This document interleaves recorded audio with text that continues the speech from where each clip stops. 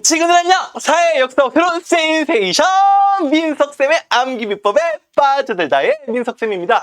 자, 오늘 고구려의 전성기 바로 5세기에 한반도를 주름잡았던 광개토대왕과 장수왕을 만나본다라고 했죠. 자, 일단 여러분들 느낌을 가져가세요. 오늘 물론 암기비법도 드리겠지만 기본적으로 광개토대왕과 장수왕의 느낌을 갖는 게 굉장히 중요합니다. 그 느낌을 갖는다는 게 무슨 말이냐면 아버지가 이 사람 광개토대왕이야. 실제로 고구려 19대 왕이었고요. 아들이 20대 왕이었던 장수왕이죠. 그러니까 아버지고 아들이야. 아버지니까 윗사람이죠. 아들이니까 아랫사람이지. 자, 느낌 가져간다. 아버지니까 윗사람이니까 북진정책해요. 만주 요동의 영토를 넓히고요. 아들이었던 장수왕은 아랫사람이다 보니까 남진 정책을 통해서 한반도 남쪽까지 영향력을 더 강하게 행사합니다. 한반도의 남쪽으로 내려오면서 수도인 그 평양을요 수도로 옮기고 그 다음에 남진 정책의 전진기지로서 평양을 삼는 다음에 한강을 먹어버리는 게 장수왕이란 말이야. 오케이 말이? 자, 일단 우리 광개토대왕과 장수왕을 보기 전에 우리가 지난 시간 때 고구려 왕들의 순서 업적을 확인한 바 있지 않습니까? 다시 한번 짧게 복습하면서 오늘 광개토대왕과 장수왕을요 한번 진하게 만나보자고요. 오케이 말이? 오케이 파리 바게트? 아, 좋아요. 자, 갑니다. 태화가 천국에 미쳤나 원수 기억나? 태화가 태조왕 때 옥저를 먹었다. 아짜 집어넣으라 그랬죠? 천국의 고국 천왕이라고 말씀을 드렸고요. 고부행진이라고 하는 암기비법도 드렸죠. 미쳤나 태호가 천국에 미쳤나 낭낭이라고 하는 평양 대동강 유역 진출했었고요. 고국 원왕 때 원통하게 죽었죠. 누구한테? 백제 근초광한테. 그러니까 아들이었던 소수리망이 소스라치게 놀라가지고 아버지의 원수 백제를 불태울 거야 라고 했잖아. 불교 태학 율령 맞죠? 그리고 오늘 광개토대왕과 장수왕을 본다고요. 아, 물론 고국 천왕과 미천왕 사이 때 3세기 동천왕 때 중국의 위나라의 관구금의 침략을 받았다. 잠깐 위축된 적이 있었다라는 거 말씀을 드린 바 있고요. 오늘 이 시간 중요한 건요. 바로 소수리망이 국가의 위기를 수습하면서 나라의 전성기의 발판을 마련했잖아. 그때 그 발판을 딛고 올라갔던 왕들이 바로 광개토대왕과 장수왕이 되겠죠. 오케이? 자, 먼저 우리가 광개토대왕부터 만나도록 하겠습니다. 자, 광개토대왕 센세이션 암기비법. 광개토대왕. 영토를 넓게 개척한 큰 왕이다라는 뜻이죠. 여러분들이 광개토대왕 하면요. 딱 떠오르는 이미지가 이 사진으로 아마 여러분들이 이미지로 딱 대변될 수 있을 것 같아. 바로 광개토대왕 릉비와 바로 이 만주와 요동 지역을 장악했던 그 광활한 고구려의 영토. 아마 이 사진이야말로 광개토대왕의 업적을 상징적으로 보여주는 게 아닐까 싶은데요. 여러분들 기본적으로 맞아요. 만주와 요동을 장악했다라는 게 광개토대왕의 대표적인 업적이죠. 만주벌판 달려라 광개토대왕. 우리 가산말도 있잖아요. 맞죠? 그 다음에 후거뿌숙. 외우지 말고 후거뿌숙. 이 한반도의 북쪽에 있었던 그 만주 지역에 있었던 유목민들을 또 병합하고 그들을 복속하는 등 대대적인 정복 사업에 나섰던 군주가 바로 광개토대왕이야. 실제로 기록에 따르면요. 광개토대왕이 10대 후반에 왕이 올라가지고 38, 9에 그때 돌아가세요. 그때 돌아가신단 말이지. 근데 그 짧은 생애 동안 궁궐에 있는 시간보다 말 타고 돌아다녔던 시간이 훨씬 많았대. 완전히 정복군주였단 말이야. 이분이 대단했죠. 뿐만 아니라 한반도 남쪽에도 영향력을 행사하여 그 대표적인 증거가 뭡니까? 신라에 쳐들어온 외의 침략을요 격퇴했다라는 거죠. 이때 신라의 왕이 누구야? 뇌물마립간 뇌물왕이죠. 뇌물왕. 우리가 일반적으로 광개토대왕한테 뇌물 줬던 뇌물왕 이렇게 이야기하는데 그 신라에 쳐들어온 외를 격퇴하고요. 그러면서 신라의 영향력을 행사했다. 그거 알 수 있는 그거와 관련된 유물이 뭐야? 이 시국 이거 하면 안 되는데 호면 그릇 아니야. 너무 잘 나오죠. 맞죠? 뿐만 아니라 한반도 남쪽에 있는 가야에까지 영향력을 행사하죠. 이때 외와 더불어서 가야도 신라의 군대를 개입했는데요. 그때 가야도 밟아버리잖아. 그때 가야가 금관과의 세력들이 완전 쭈구리탱이가 돼버리죠.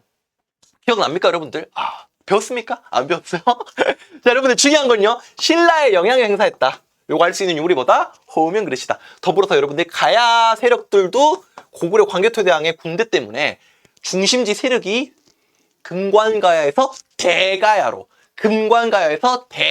암기비법 금관가야에서 대가야로 중심지 세력이 바뀌게 되었다.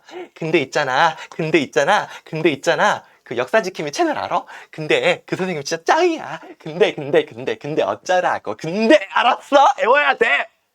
알았지? 자, 그 다음에 이 광개토대왕 하면요, 여러분들 우리나라 역사에서 처음으로 연호를 사용한 왕이야. 연호가 정말 이름이 아름다워요. 영원한 쾌락, 영락입니다. 영락. 오케바리? 사진을 좀 추가적으로 한 번만 더 볼게요. 일단 여러분들, 광개토대왕 릉비를 가져왔는데 선생님 학교 다닐 때까지만 해도 내가 알고 있는 광개토대왕 릉비는요, 이런 모습이었단 말이야. 근데 2000년대 초중반부터 중국이 본격적인 동북공정이라고 하는 역사 왜곡을 하면서 이 유리관을 씌워놨어. 뭐 보존을 명목을 했다라고 하는데, 우리 한국 기자들이나 뭐 역사학자들이나 이렇게 탐방했을 때 정말 그 에피소드를 들어보면요, 정말 분노를 금할 길이 없는데 사진도 못 찍게 막 카메라 뺏어버리고 막 그런데, 그리고 중국 스스로 이 광개토대왕 릉비와 비롯한 이 고구려의 역사를 자기 역사라고 이야기하고 있잖아. 그래서 지금 이렇게 보존하고 있는데, 이게 광개토대왕 릉비가 국내성 부근에 있거든요.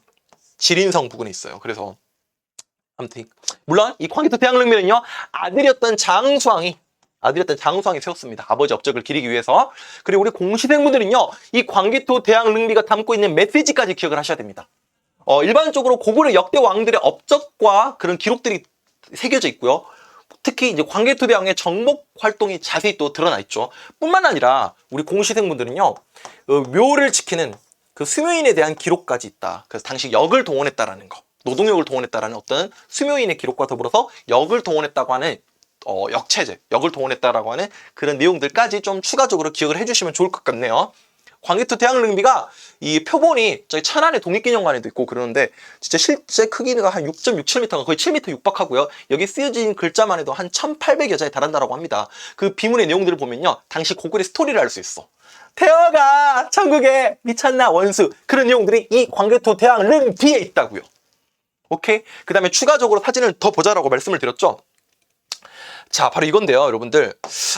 광개토대왕이 신라 내무랑을 구원하는 과정 속에서 가야 세력들을 좀 밟아버렸다고 말씀을 드렸죠. 그때 이 금강가야가 쭈글탱이가 되고 쭈글탱이 사투리인가? 이 금강가야가 위축이 되고 대가 어디 있어? 대가야로, 이 고령의 대가야로 중심 세력이 바뀌게 되었다. 이 김해 김씨 할 때 김 맞죠? 우리 김해 그 돼지국밥 유명한데 김해 롯데 워터파크도 유명해. 근데 그 김해 바닷가에 있었던 김해의 금강가야가 위축이 되고요. 고령 지방의 대가야로 중심지 세력이 바뀌게 되었다. 뭐 때문에? 고구려 광개토대왕의 군대 때문에. 지도를 좀 파악해 두시고요. 근데 어쩌라고. 그 다음에 허우면 그릇. 좀 소심하게 할게. 허우면 그릇이 당시 신라와 고구려와 신라의 어떤 관계를 엿볼 수 있는 유물로서 정말 잘 나오죠. 이게 청동 그릇인데 신라의 호총에서 발견이 돼요. 신라의 호총. 그리고 청동 그 밑바닥 표면을 보면요, 국강산 광개토 지호 태왕이라고 하는 광개토대왕의 이름이 새겨진 걸로 봐서 당시 고구려와 신라의 어떤 관계를 상징적으로 보여줄 수 있는 아주 중요한 유물이다라고 말씀을 드릴 수 있겠네요. 자, 광개토대왕 우리 크게 한 3가지로 이야기를 해봤습니다. 만주 요동을 장악했고, 신라와 가야에 영향력 행사했고요. 그 다음에 영락이라고 하는 연호를 사용했다. 됐죠? 좋습니다. 자, 그 다음에 장수왕이 되겠는데요. 장수왕. 아버지 광개토대왕이 위로 올라갔다면 우리 아들이었던 장수왕은요, 아래로 쭉쭉쭉쭉쭉 내려갔다라고 말씀을 드렸죠. 자, 실제로 장수왕이 남진 정책의 전진 기주로서 평양을 삼습니다. 평양으로 수도를 옮깁니다. 평양 천도가 되겠고요.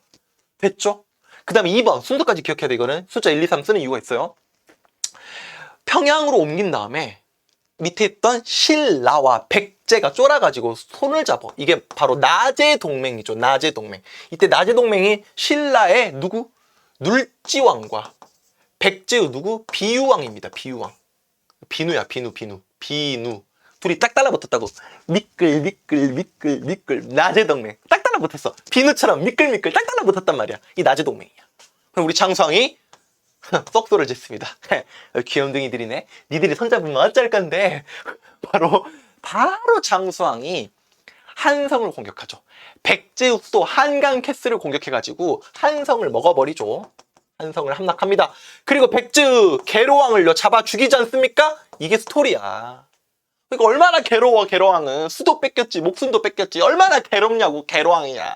이해됩니까? 여기다가 추가적으로 우리가 앞으로 공부할 내용이지만, 그러니까 백제는 수도가 뺏기니까 계로왕의 아들이었던 문주왕이 아버지의 시신도 수습하지 못한 채 문주왕이 어디로 갑니까? 바로 웅진으로 짐 싸들고 도망가게 되는 거죠. 그러니까 백제 두 번째 수도가 웅진, 오늘날의 공주가 되는 거죠. 웅진 천도야. 오케이? 웅진, 공주, 이 정도까지 이야기 해주시면 좋겠고요. 우리 공시생분들은요, 흥한양 일대 뭐 지두를 분할했었다는 내용이 또 우리 수험서에도 나와 있죠. 우리 공시생분들 이 정도 내용까지 좀 추가적으로 기억을 하셔야 되고요.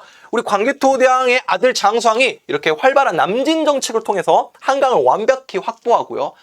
한강 유역까지 장악을 하죠. 남한강 일대까지. 그걸 상징적으로 보여줄 수 있는 비석이 바로 충주 고구려비입니다. 충주 고구려비. 이 충주 고구려비에는요, 동이 동쪽 오랑캐라는 뜻이죠. 매금이라고 하는 어떤 고구려의 여러 또 독자적인 천화관이 잘 드러나 있는 비석이 되겠습니다. 여러분 광개토 태양 릉비랑 장수왕이 세웠던 충주 고구려비, 이거 둘 다 장수왕이 세운 겁니다. 장수왕. 오케이? 광개토 태양 릉비는요, 저 중국에 있는 비석이고, 이 충주 고구려비라고 하는 중원 고구려비는요, 이 고구려 비석으로서 충주에 있는 고구려 비석입니다. 됐죠? 됐죠? 됐죠? 좋습니다. 오늘 광개토대왕과 장수왕을 마무리를 해봤는데요. 선생님이 추가적으로 여러분들 욕심인데 한강을 가지고 많이 헷갈립니다. 고구려 전성기왕을 광개토대왕으로 볼 것이냐 장수왕으로 볼 것이냐, 물론 둘 다 맞죠. 하지만 한강을 완전히 차지한 건요, 바로 장수왕 때이기 때문에 장수왕 때 뭐 전성기라고 보는 게 무리가 없을 것 같고요. 우리 광개토대왕도 한강 유역까지 확대합니다. 근데 북한강이야, 북한강. 이게 이제 워딩이야, 워딩. 북한강 유역을 장악했다 그러면은 한강 이북이라고 하죠. 광개토대왕이고요. 남한강 일대까지 진출했다. 한강 이남, 그쵸? 이건 장수왕 때 이야기가 되겠다. 위아래, 위아래, 윗사람, 아랫사람, 윗사람, 아랫사람, 위에 있는 북한강, 남에 있는, 아래에 있는 남한강까지. 정리됩니까? 그러니까 남한강 위까지 진출했으니까 충주에다가 고구려비를 세운 거야. 여기까지 이렇게 내용을 정리하시면요, 여러분들 고구려 전성기 5세기를 진짜 꽃피웠던 우리 광개토대왕과 장수왕 업적 모두 마무리가 된 겁니다. 여러분 수고 많았고요. 선생님은요, 또 볼 겁니다. 또 볼 거야.